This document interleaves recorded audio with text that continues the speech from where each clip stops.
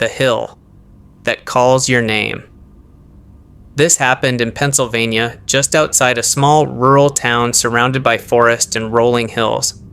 There's one hill people there don't talk about much. No official name, no warning signs, just an old dirt path locals avoid, especially at night. My friend Daniel told me this. He's not the type to believe in ghosts or anything like that. Very rational, very grounded, which is why what happened to him still doesn't make sense. It was around 8 p.m. when he decided to take a shortcut home. Instead of driving around, he parked near the base of the hill and took the narrow walking trail that cut straight across it. It saved him at least 15 minutes. At least. That was the idea. The moment he stepped onto the trail, he felt it, not fear, just discomfort, like the air was heavier, like he wasn't supposed to be there, but he kept walking. The trail was quiet, no streetlights, just trees on both sides and a thin path of dirt and gravel leading upward. His footsteps echoed louder than they should have. Then he heard his name. Daniel. He stopped instantly, turned around. Nothing, no one behind him, just darkness stretching down the trail. He waited a few seconds, then shook his head. Probably someone messing around, he thought. So he kept going. A few steps later, Daniel, closer this time, clearer, right behind him. He spun around again, heart starting to race. Still nothing, no movement, no sound, just silence. That's when the uneasiness turned into fear. He pulled out his phone and turned on the flashlight. The beam cut through the trees, revealing nothing but empty space and shadows. No one there. He started walking faster, then footsteps behind him, slow, uneven, step, pause, step. He froze. The footsteps stopped too. The silence that followed felt wrong. Then, "Why did you come here?" The voice didn't sound human, it sounded layered, like multiple people speaking at once, slightly out of sync.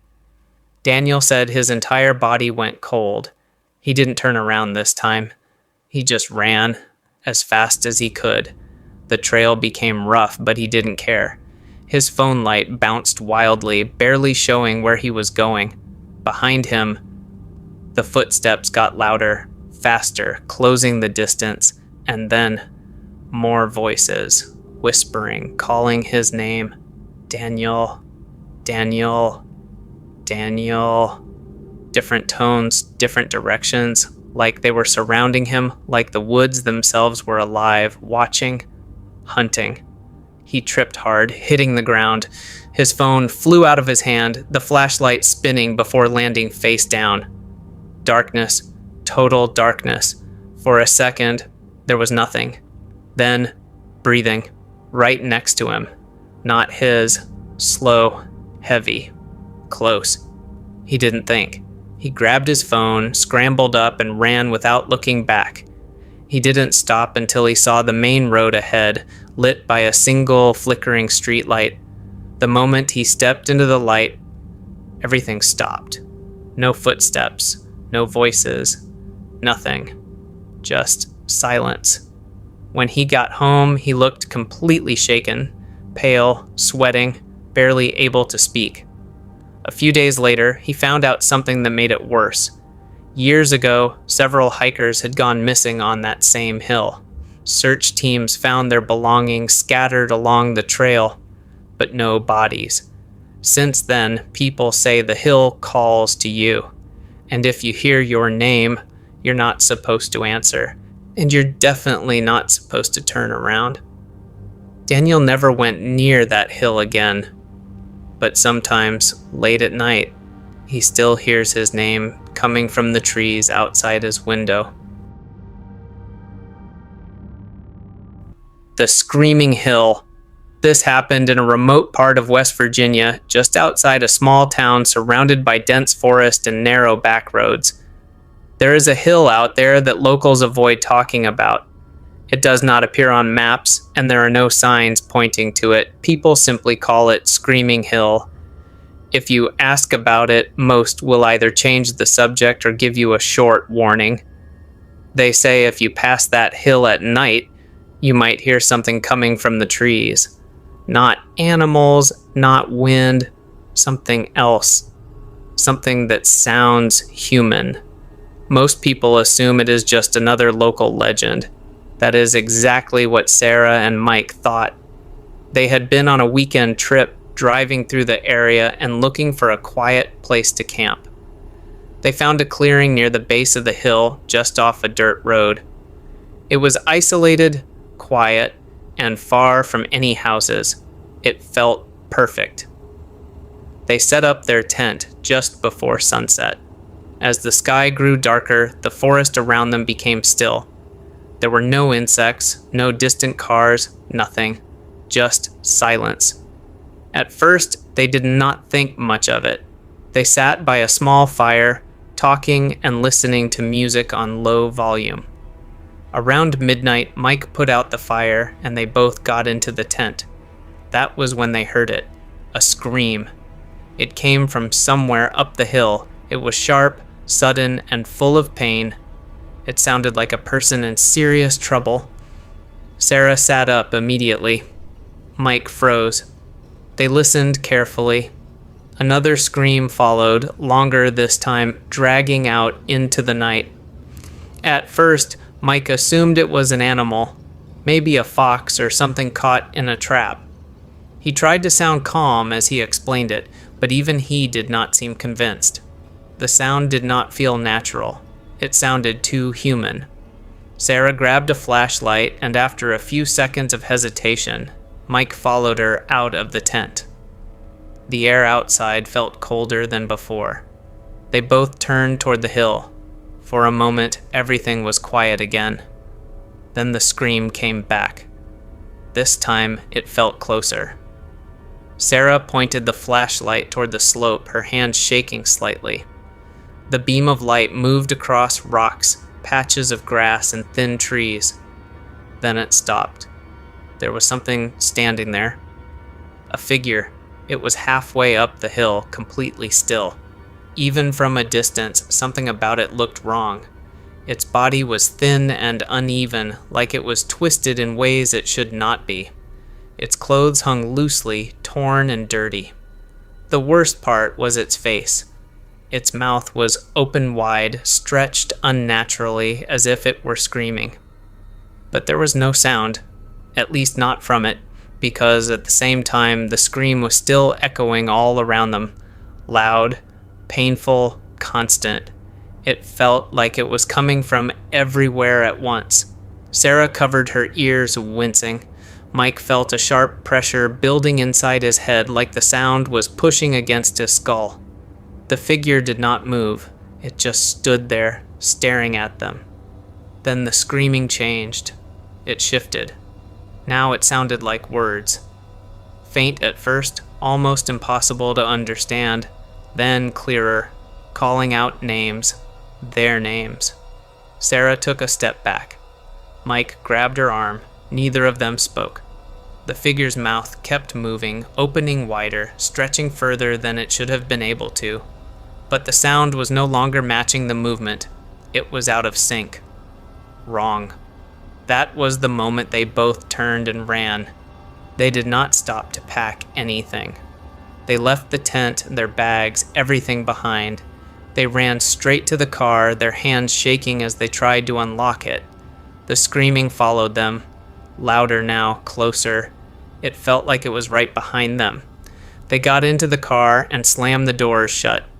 Mike started the engine immediately, his hands trembling on the wheel.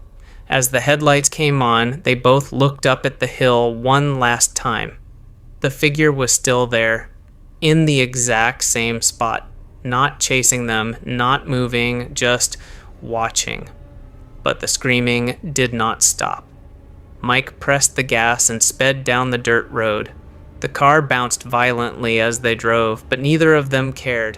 The sound followed them. Even as they gained distance, it stayed just as loud. Sarah turned slowly to look behind them through the rearview mirror. The hill was getting smaller in the distance. but the figure was still visible, still standing, still watching.